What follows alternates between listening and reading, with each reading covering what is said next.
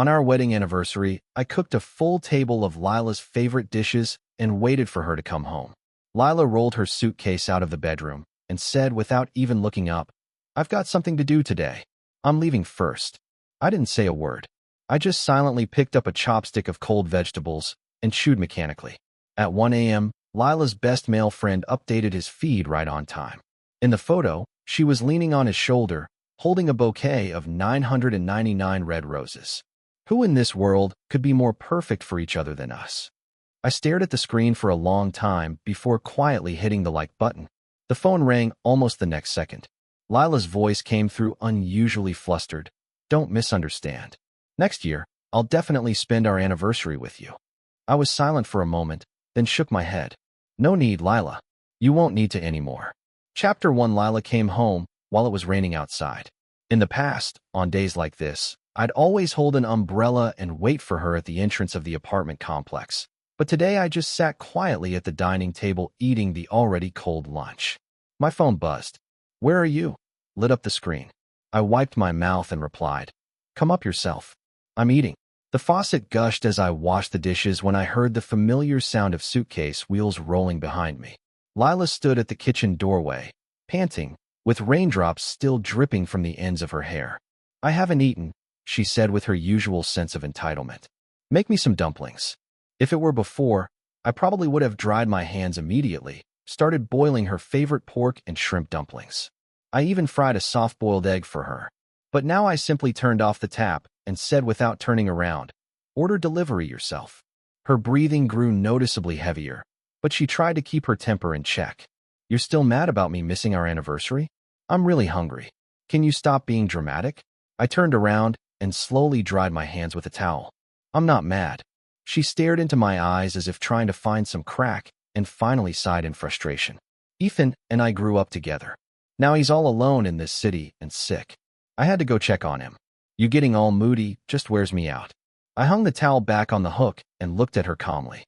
"I'm not making a scene. You don't have to explain." The rain was easing up. The only sound left in the living room was the dull drag of her suitcase on the floor. Lila pulled a bumblebee model from her suitcase. The metal body had a few scratches, and the packaging was crumpled in the corner. "Your anniversary gift," she said, handing it over casually like she was talking about the weather. I took the model, my fingertips brushing against the cold metal. Just yesterday, in that photo on Ethan's feed, the gift Lila gave him was wrapped in gold foil paper and tied with a ribbon. "Thanks," I said as I set the model on the coffee table, my voice steady and devoid of emotion. Lila's brows immediately furrowed. "That's it. What else? Should I light some fireworks to celebrate?" I looked up at her. Her expression darkened instantly. She suddenly reached her hand out to me. "That's not what I meant. Where's my gift? Don't we exchange presents every year?" Only then did I pretend to suddenly remember. I took out my phone. "Forgot to get one. I'll just transfer you the money." The screen lit up, and the transfer confirmation sound cut sharply through the silence of the room. Lila's hand froze midair. Her pupils trembled ever so slightly. This was the first time in 5 years that our wedding anniversary gift tradition was broken. The jacket on the coat rack still carried the dampness of the rain. As I put on my coat and walked toward the door, Lila finally came to her senses. "It's raining. Where are you going?" "Drinking." I shut the door without looking back, locking her question behind me. As the elevator chimed its descent, I felt around in my pocket for a cigarette. I had quit smoking and drinking for 5 years. My old party friends had long erased me from their circles. But tonight, maybe it was time to re-add a few of them on WeChat. Chapter 2. The clinking of glasses echoed in my ears. An old friend slapped me on the shoulder, laughing. "I thought you'd be a whipped husband for life." I tilted my head back and downed yet another drink. I'd lost count. The burning sensation in my throat felt oddly satisfying. All these years with Lila, I lived as the house husband she wanted. I skipped guys' nights, deleted my gaming buddies, even let my beloved photography gear gather dust. My phone lit up. Transfer declined. The notification cut into my eyes like a blade. At 1 a.m., the entryway light cast Lila's shadow long and thin. She sat on the sofa with her arms crossed, her nails scratching faint lines into the leather upholstery. Seeing me stumble through the door, a flash of contempt flickered in her eyes. "What are you even pretending for? Drowning your sorrows in alcohol? Pathetic." I steadied myself with the dining table and slowly sat down. My stomach churned with liquor, blurring my vision. Didn't I tell you I hate the smell of alcohol? She leaned back in disgust. Whatever. I'll say it again. Ethan is just a friend.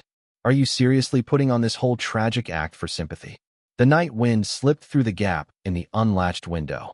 My head cleared a little. I absently rubbed the rim of my glass and suddenly let out a laugh. You've got it wrong. Today was actually the happiest I've been in 5 years. Lila's voice shot up like nails on glass. Enough, Jake. I don't want to fight. I'm running out of patience. A hangover throbbed behind my temples. I lifted a hand to massage them. Calm down. It's late. Since neither of us wants to fight, I'm going to bed. She stood abruptly and reached out to steady me. A foreign scent of men's cologne, mixed with the lingering dampness of last night's rain, hit me in the face. Instinctively, I leaned away. That small motion froze her in place. As the second bedroom door clicked shut, a dull thud landed on the wood, a fist hitting the door from the outside.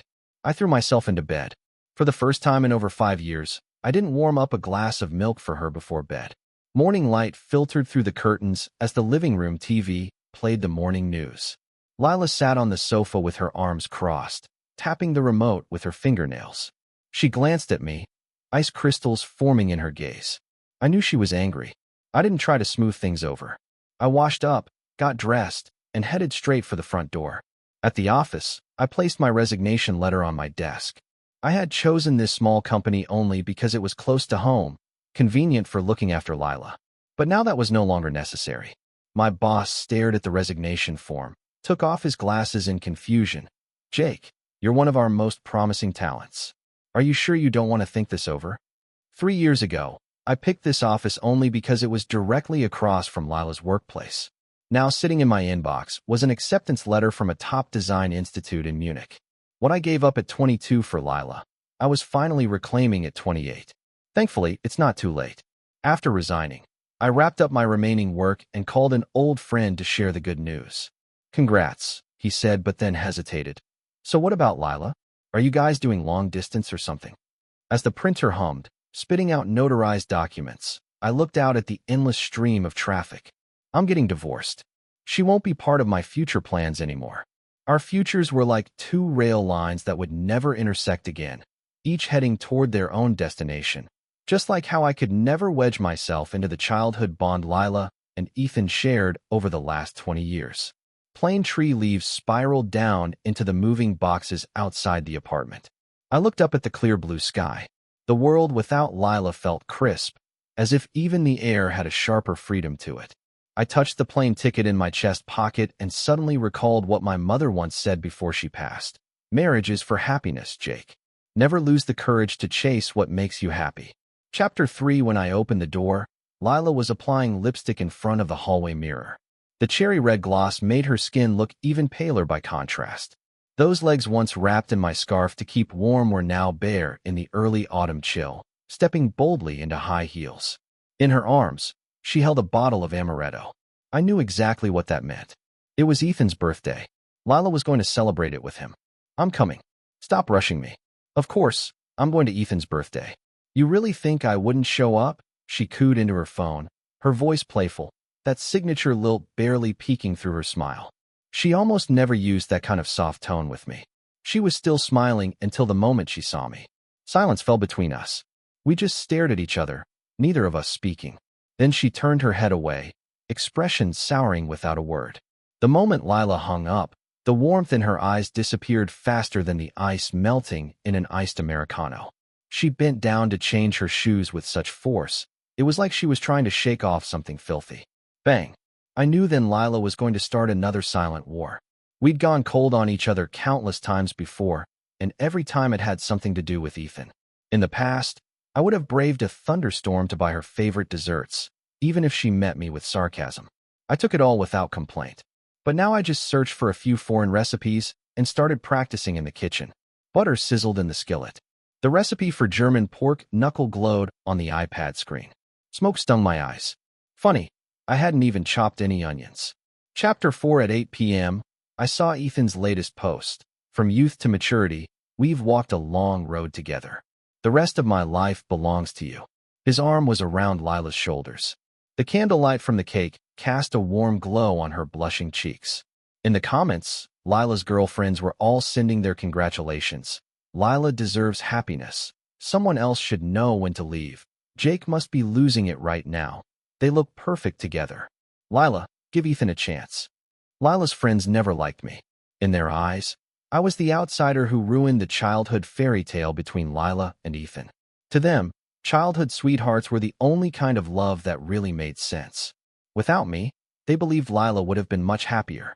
Looking at them cheering together in the comments section like some private party, I had to admit they weren't entirely wrong. Then came Lila's comment. The rest of my life with you. What a blessing. I stared blankly at their public flirting. Another of her friends chimed in. LOL, let's take this to the group chat before Jake sees it. He'll start another fight with Lila for sure. In the past, I would calmly remind Lila to keep some distance from Ethan. After all, she was married. It was only appropriate. Her friends would mock me for being controlling, saying I was some insecure man who didn't even respect basic friendship. Lila never once defended me. Instead, she echoed their criticism, told me I should be more generous, that a real man wouldn't be so petty. I was her husband, yes, but she was an independent woman. I should respect her personal space and her social life. Just last year, on Lila's birthday, I gave her an LV Capucines bag. She pushed it aside.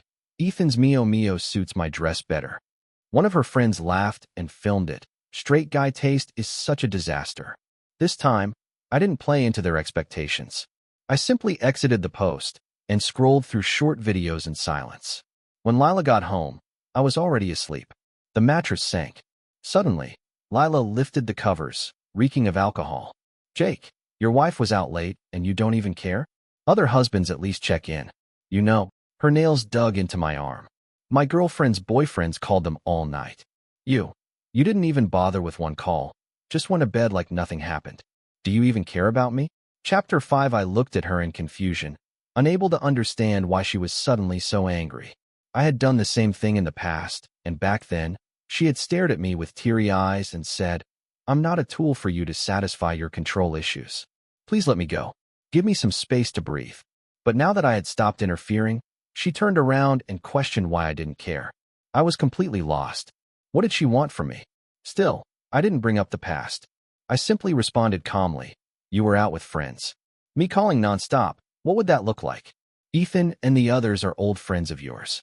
What's there to worry about? A flicker of surprise crossed Lila's eyes. Maybe she hadn't expected me to mention Ethan's name so calmly. Then her expression shifted as if she'd figured something out, and she hurriedly said, That post. It was just a memory. It didn't mean anything.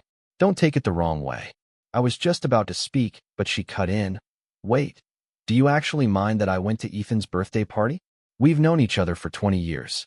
If anything were going to happen, it would have happened already. We're just friends. I nodded gently. I understand. It's getting late. Why don't you get some rest? Lila fell silent. She stared into my eyes as if trying to find some trace of anger, but after a long moment, she seemed to find nothing. She hesitated, reaching out to hug me only for me to subtly move away. Do you want to sleep in the master bedroom or the guest room tonight? I asked softly, my tone so neutral it gave away nothing. Her pupils shrank sharply, clearly not expecting me to pull away from her touch. In the past, even the smallest affection from her would send me over the moon. She slammed the guest room door with a deafening bang, but in the end, she chose to sleep in the master bedroom. As her footsteps faded, I fell asleep almost instantly. Funny, really, since deciding not to love her anymore. Even my insomnia had cured itself. At dawn, my college advisor called unexpectedly. Somehow, he had heard I was going abroad and insisted on hosting a farewell banquet. I declined repeatedly, and he settled for suggesting a class reunion instead. With the conversation at that point, I had no choice but to agree. But the moment I pushed open the private dining room door, Lila's figure was the first thing I saw. Of course, she had always been the professor's favorite student. What I didn't expect, though, was to see Ethan standing right next to her. I was puzzled. Did they need to be attached at the hip even for this? Lila's gaze sought me out through the crowd, her eyes soft with unspoken invitation. I lowered mine and walked toward a corner. They stood side by side like a perfect match. Why should I ruin the picture? Ethan caught my glance and lifted the corners of his mouth in a taunting smirk before replacing it with an apologetic expression. Sorry for crashing your reunion. I was bored and Lila brought me along. Chapter 6. Lila opened her mouth a few times, but said nothing. Her fingers fidgeted with the edge of the tablecloth, restless. I picked up my glass, nodded slightly toward the professor. If even you don't mind, sir, then of course I wouldn't. As the wine slid down my throat, my phone began to buzz nonstop in my pocket. The screen filled with messages from Lila. I only brought him along because it was on the way. If it upsets you, I won't bring him again. Let's go home together after dinner, okay? I set down the wine glass and tapped a reply. No need. You can go with Ethan. I drove here. Then I flipped the phone face down on the table and focused on the now cold mandarin fish on my plate. After a few more rounds of drinks, the room was thick with nostalgia. The professor stood up, wobbling slightly, the red wine in his glass wavering dangerously. Back then, you were my most promising student, he hiccuped. You always said you'd go abroad. So what changed? The wine glass sparkled under the light as his voice suddenly rose. But now look at you. Finally going to the Design Institute in Munich. Finally chasing your dream. His hand trembled as he raised his glass. This one is for your bright future. I stood and downed the drink in one go, the alcohol burning my throat. Out of the corner of my eye, I saw Lila's face go pale. Instantly, her chopsticks fell onto the bone plate with a loud clatter, shockingly clear in the noisy room. Her knuckles turned white as she clenched her fists, her voice squeezed out through gritted teeth. Professor, what did you mean about Munich? The professor swirled his glass and laughed, eyes hazy with drink. Jake didn't tell you? He's flying to Germany next week. This dinner might be our last chance to see him. He gave my shoulder a hearty pat after he said it. All color drained from Lila's face. Chapter 7. She suddenly grabbed my wrist and, under the stunned gazes of our classmates, dragged me out of the private dining room. The hallway light stretched her shadow long against the floor. She pinned me against the wall, her voice trembling. Going abroad? When did you decide this? Why was I the last to know? There was a shimmer of moisture on her lashes. Jake, we're married. I'm your wife. I had to hear about this from someone else. Have we grown so distant that we don't even talk anymore? I calmly smoothed out the wrinkles she had left on my sleeve. Oh, it's not a big deal. Her anger flared. Then what is a big deal to you? You didn't even tell me about this. Am I still your wife or not? A faint, detached smile tugged at my lips. I made the decision on Valentine's Day. You looked like you were having a great time with Ethan at Disneyland. I didn't want to ruin your mood. Then I just forgot. Her face changed, like she'd just taken a punch straight to the gut. Panicking, she gripped my fingers, her palms damp and cold with sweat. But I'm your wife. Something like this. I let out a short laugh, and it made her flinch. Remember when I used to text you every time I worked late? Who was it that got annoyed and said? I mimicked her past tone, full of irritation. Can you stop sending me all this pointless stuff? You're taking up my phone storage. Her breathing hitched, just barely, in the dim hallway. It melted into a near-silent sigh. How long will you be gone? She asked, her voice as soft as a feather falling. I rubbed the faint, long-gone ring mark on my finger and answered vaguely. About 2 years, probably. I thought about it, and still chose not to tell her the full truth. I never planned to let her know about it. Tonight was just an accident. 2 years. She looked up sharply, shock unmistakable in the light. My silence said everything. The air between us froze. After a long pause, she suddenly grabbed my sleeve, her fingertips trembling. Can we go home together tonight? The pride in her eyes had been replaced by something that looked like pleading. Just as I was about to respond, the private room door burst open. Ethan stumbled out, practically melting onto Lila like soft-serve ice cream. The reek of alcohol filled the hall as he pressed his burning forehead into the crook of Lila's neck. Lila, I don't feel good. Lila froze like she'd been shocked, her eyes darting to me in panic. She tried to push him off, but Ethan's weight had her pinned in place. We're not usually like this. Her explanation was laughably weak against Ethan's shameless snuggling. I calmly took a step back, still wearing a polite smile. I understand. Moonlight slanted through the window at the end of the corridor, as if drawing a galaxy between us. Chapter 8. Warm alcohol breath clung to Lila's neck. She only frowned slightly, not even trying to move away. I remembered clearly. She used to hate the smell of alcohol. Every time I came home from a business dinner, she made me rinse 3 times before she'd come near me. But now Ethan was practically draped over her, and she just let out a helpless sigh. "Give me 10 minutes, okay?" she said softly, holding up the swaying Ethan. Her voice was more gentle than I'd ever heard it. "I'll call a car for him and be right back." Before she could finish, Ethan rubbed against her shoulder like a spoiled dog. The way he did it was too natural, like they'd rehearsed it 100 times. "No need." I stepped back again, my leather shoes clicking crisply on the marble floor. "He seems to need you more than I do." As I turned away, I heard Lila call my name behind me, but it was immediately drowned out by Ethan's slurred mumbling. I didn't look back. I walked straight into the elevator. Just before the mirrored doors shut, I saw her still struggling to break free from his embrace. On the ride home, the hired driver had the AC blasting, but I still felt suffocated. Outside the window, neon lights blurred through the film of tears in my eyes, just like that Valentine's Day 2 years ago, when Lila and I watched a light show by the river. That night, she got a message from Ethan too. She gave me the same apologetic look and said, "He just got dumped. I should go be with him." My phone buzzed on the lock screen. Lila's message lit up. "I just dropped Ethan off. I'll come home after making sure he's settled." Then another. "He threw up badly. I might not make it home tonight." I looked at her favorite fuzzy slippers by the doorway and couldn't help but laugh. I had stood in line for 3 hours last year to get those limited edition slippers for her birthday. That day, she was busy taking Ethan to the hospital because he had a cold. Chapter 9. I stared blankly at the phone screen. This was probably the first time Lila had ever voluntarily told me her whereabouts.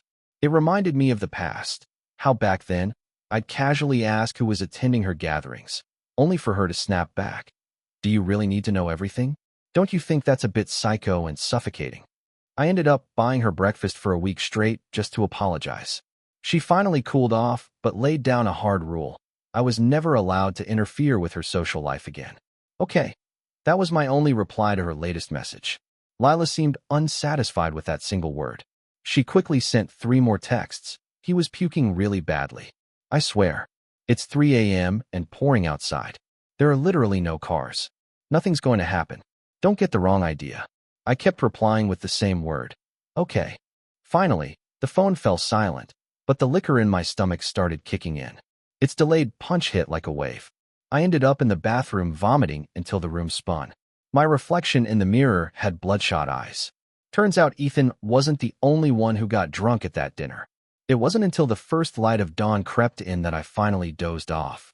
When I woke again, it was 11:23 a.m. My phone showed a spotless locked screen. No new messages. The spicy aroma of grilled fish takeout filled the living room when Lila finally walked through the door. She paused, clearly surprised to see the takeout boxes in front of me. By routine, I would have had her hangover soup and a bowl of porridge ready for her return, but this time I didn't. Back in the day, if I dared order food without making anything for her, she'd scold me for being inconsiderate. Today, though, she asked in an unusually mild tone, "Is it good?" She leaned closer, carrying the scent of a shower gel I didn't recognize. I nodded, a fishbone lodged halfway down my throat. "Ethan was such a handful, you have no idea. It's a pain dealing with a drunk person." She studied my face as she spoke. "But the moment he woke up, I left. I didn't even stay a second longer." There was guilt in her voice, but I didn't call her out. "Must have been hard." I cut in, my tone as calm as discussing the weather. Her smile froze. She absent-mindedly picked at the corner of the table. Then suddenly she said, "My friend Elise is getting married tomorrow. Come with me to the banquet." It didn't sound like an invitation. It sounded more like a test. Chapter 10. My chopsticks paused in midair. I looked at her, surprised. This was a first. In the past, whenever her friends got married, she'd always cling to Ethan's arm and say to me, "Elise and the others don't like you. If you show up on their big day, it'll ruin the mood."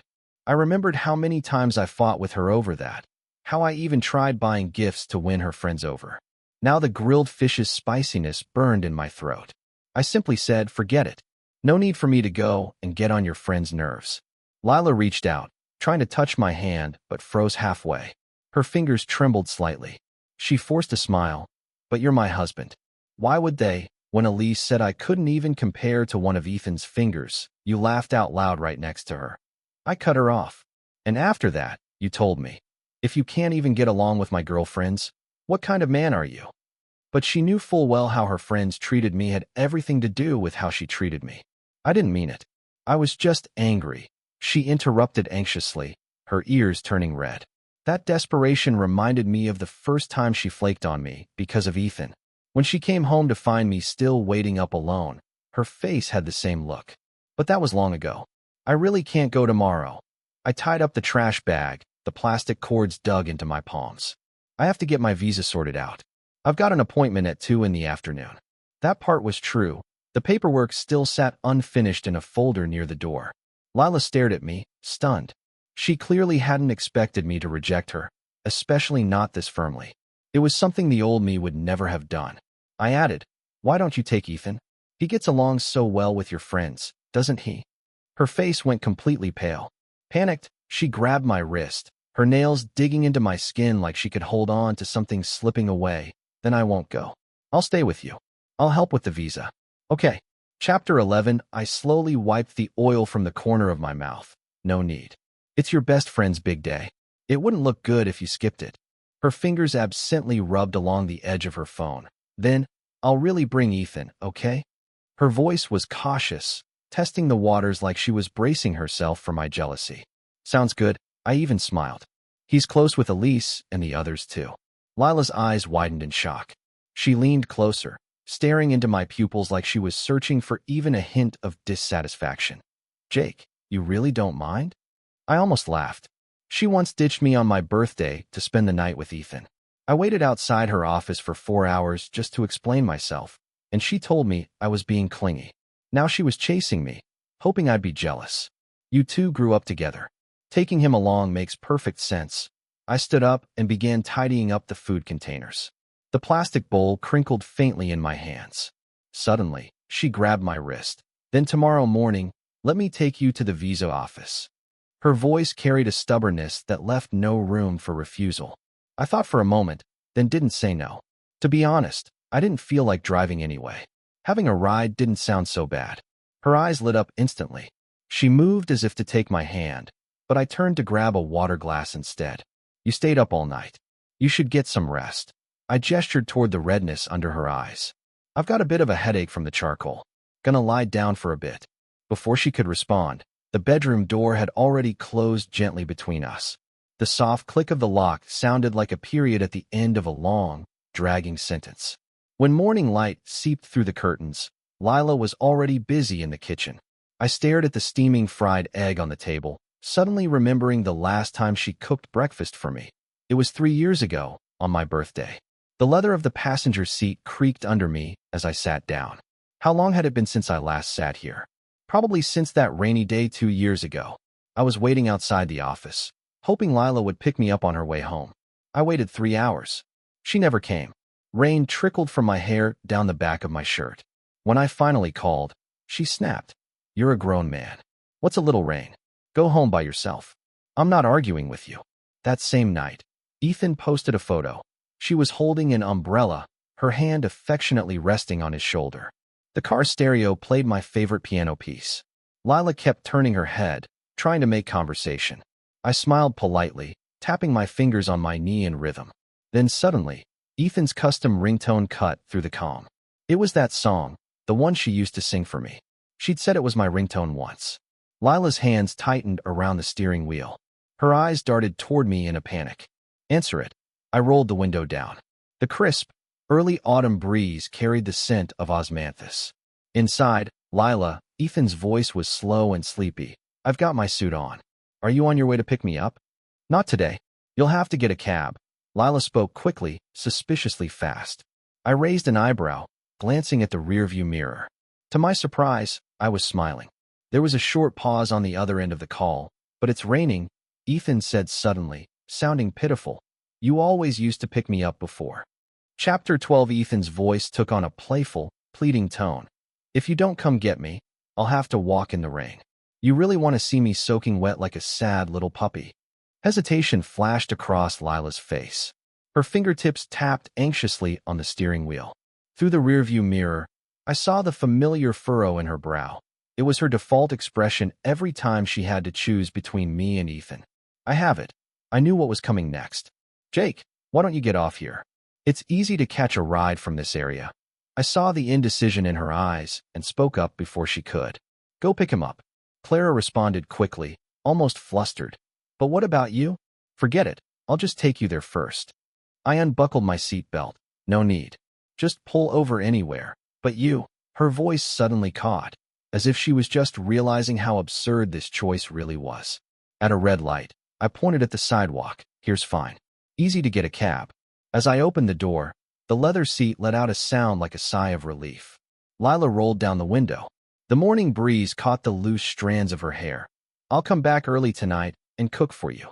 There was a look in her eyes I hadn't seen in a long time. Something soft, apologetic. It reminded me of the time she forgot my birthday last year. Go on. I bent down slightly and smiled at her. Wouldn't look great if the bridesmaid shows up late. As her taillights disappeared around the corner, I turned away without hesitation. After the visa appointment, I glanced at my phone calendar. The sound of the visa officer's stamp still echoed in my ears. 10 days. All these hesitant glances, these moments of indecision, they would soon be nothing more than memories 7,000 kilometers away. Lying on the couch, I was scrolling through short videos when my phone lit up. On screen, Elise and her fiancé were kissing in front of a champagne tower. The camera panned suddenly, catching a crowd playfully shoving Lila and Ethan together. Lila, it's your turn. Elise, drunk and giggling, had her arm around Lila's shoulder. The rhinestones on her nails sparkled in the light. Some people better hurry up and lock it down. She winked suggestively at Ethan. He looked shy but quietly scooted half a step closer to Lila. Lila's smile froze on her face. Her fingers began twisting the hem of her dress, an unmistakable sign. I knew that gesture well. She always did it when she was uncomfortable. My phone buzzed with a message from her. We were just goofing around in the video, followed by 3 nervous emoji faces. Looks like a lively wedding, I replied, setting my phone to silent right after. The food on the table had gone cold. Condensation dripped from the heat cover, landing on the wooden surface like the tick of a countdown clock. It wasn't until noon the next day that the sound of the door lock finally turned. Lila stumbled in wearing heels, reeking of champagne and an unfamiliar perfume. They insisted I stay, she said, bending over to change shoes with a clumsy, rushed posture. A run in her stockings caught the morning light like a tear in fabric. I muted the TV. The news anchor was reporting international flight updates. Food's on the table, I said. Lila froze, clearly not expecting such a flat reaction. In the past, when she stayed out all night, she wouldn't even bother sending a text. Now that I didn't care anymore, the lines she'd prepared so carefully had nowhere to land, like a punch thrown into empty air. After she washed up, she sat on the sofa, towel drying her damp hair. Did you buy your plane ticket? When are you leaving? Chapter 13. I set down the remote and said calmly, next Saturday. The tickets are already booked. The air froze instantly. Lila suddenly rushed over, eyes red. Jake, I can't take this anymore. We need to talk about. She lifted her chin defiantly, fingernails digging deep into her palm. I'm tired of the way you're treating me. What did I do? I looked at her, confused. Isn't this what you always wanted? Her chest heaved. It's because of Ethan, isn't it? I said nothing. Her voice shook like never before. Fine. If that's the issue, I'll keep my distance from him. That stopped me in my tracks. I remembered once kneeling in the pouring rain, begging her not to leave me. She had shaken my hand off and said, don't use breaking up to threaten me. Ethan is my childhood friend. Even if I lose you, I won't lose him. And now she was willing to cut ties with him for me. But unfortunately, it was too late. You've misunderstood. I shook my head softly. I stopped caring a long time ago. You're free to be friends with whoever you want. Lila suddenly pulled out her phone and began frantically scrolling through her contacts. You don't believe me, right? I'll prove it right now. Lila. Ethan's voice came through the speaker, full of surprise and delight. Calling me this late? Miss me already. That line, missed me already, boomed through the living room like a bomb. Lila's face went ghost white. She scrambled to mute the phone, but it was already too late. That familiar, casual tone had revealed far too much unspoken intimacy. Don't talk nonsense, she snapped. voice shrill and cracking. Let's not talk anymore after this, Ethan. He sounded like he couldn't believe what he'd just heard. Lila. What? I must have heard you wrong. Lila took a deep breath. I'm serious, Ethan. Let's stop contacting each other. There was the faint clink of glass on the other end, then Ethan's drunken, slurred laugh. Oh, I get it. Your jealous husband again, right? Ha ha. I told you not to marry that guy. Look at him, always sulking, picking fights, making you stay away from me. Isn't he just throwing a tantrum again? He snorted. Figures a guy with no real friends could never understand our, shut up. Lila suddenly screamed. Her fingernails scraped across the phone case, making a sharp screeching sound. Who do you think you are? You dare talk about my husband like that? You don't even deserve to say his name. Her hand trembled as she hung up. The screen instantly lit up with a dozen missed calls. She turned around, still red with anger, but the moment her eyes met mine, her expression softened. See, she said, holding up 3 fingers to her temple like a devout believer. I swear I've cut ties with him. From now on, I'll wait for you at home every day after work. I looked at her reddened fingertips. Those same hands had once carefully baked a cake for Ethan's birthday, yet she always claimed she didn't have time to learn how to make the braised pork ribs I liked. The divorce speech I'd prepared rolled onto my tongue, then twisted itself into something else. You don't have to cut him off for me, Lila. Let's just get a divorce. She suddenly lunged forward and covered my mouth. Her palm smelled of sweet champagne and a man's unfamiliar cologne. Tears swelled in her eyes, trembling at the edge of falling, catching the glow of a street lamp that had just flickered on outside, like twin pools of moonlight on the verge of breaking. Chapter 14. The sound of her tears hitting the floor was loud and rhythmic, like the ticking of a clock in the silence of the living room. Lila's makeup was ruined. Mascara streaked into 2 gray smudges beneath her eyes. It was the first time I'd ever seen her cry like this, completely falling apart. Back then, if she got a tiny paper cut on her finger, I'd rush out at midnight to buy Band-Aids. But now I just stood there, quietly watching her trembling shoulders, and suddenly it felt absurd. Lila, proud as ever, was actually crying for me. I'll go with you. She grabbed the hem of my shirt, her knuckles white. Her voice choked as she looked up at me. I'll go abroad with you. I'll give up everything here. I knew how much it must have taken for her to say that. All her friends and family were here. Her career was flourishing. But if she left with me, she'd be cutting all of that off, starting from scratch. I turned my face away. In the reflection on the window glass, her swollen red eyes looked back at me. That familiar stabbing in my chest returned. I thought I was numb to it by now, but now that this moment had come, why did it still hurt so much? No. I gently pried her fingers off me. Lila, She threw herself into my arms. Tears soaked through my shirt, cold against my skin, like the Valentine's rain that year. Please, her voice broke into pieces. I'll die without you. Take me with you. Don't leave me behind. It took everything in me to speak. I'm sorry, Lila. I can't take you with me. She clung to me tighter, her tears soaking deeper into the fabric. I'll give up everything for you. I don't want anything else. I want you. Please take me with you. I've always been soft-hearted, but this time I pushed her away. Let's get a divorce. We were never from the same world. I'm tired now. I just want to return to my own. Her tears wouldn't stop. Her voice was raw and hoarse. No, I don't agree. As long as I don't agree, we can't get divorced. I let out a bitter laugh. You should be happy. You never wanted to share your life with me. You hated being questioned. Well, after today, no one will question you again. No, I was wrong. I know I was wrong. Please, baby, just give me one more chance. I closed my eyes, then opened them slowly, and finally I pushed her away. Let's get divorced. Saying it brought an unexpected sense of relief. Just as you wished. No one will ever interfere with your freedom again. Lila lunged at me again, scratching my arm and leaving angry red marks.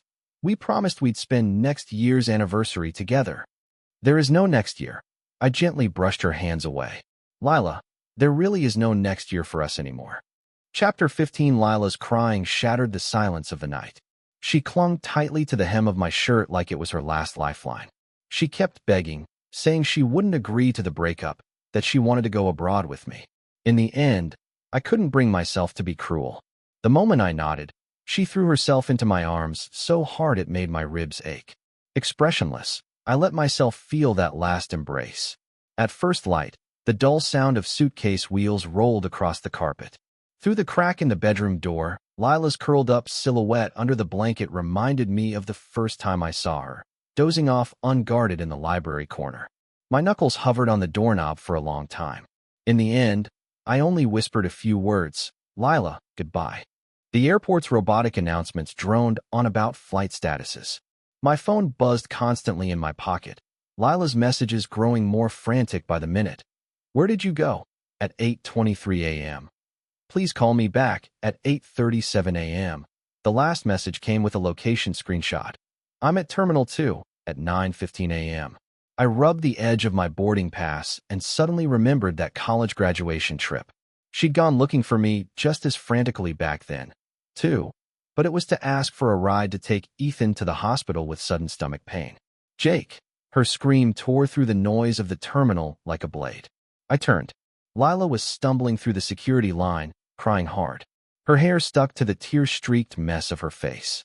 In her hand was the wedding photo I had left in the drawer. I paused at the boarding gate, but I didn't look back. The phone vibrated in my palm again. Her final message burned into my vision. "Jake, you lied to me." My fingertip hovered over the screen for a long while before I finally replied. "And how many times have you lied to me? This time, let's just call it even." That message sat next to one from 3 years ago, when she texted, "Working late tonight," with a photo from Ethan's feed attached. A candlelit dinner. Back then, when I was the one being lied to, my heart broke. I wonder, this time, will Lila feel the same way? During the 12-hour flight, clouds churned past the airplane window like waves. In the reflection of my new apartment's floor-to-ceiling glass, the first snow of a foreign winter fell quietly. Unread messages from Lila filled the blocked list, 99 plus.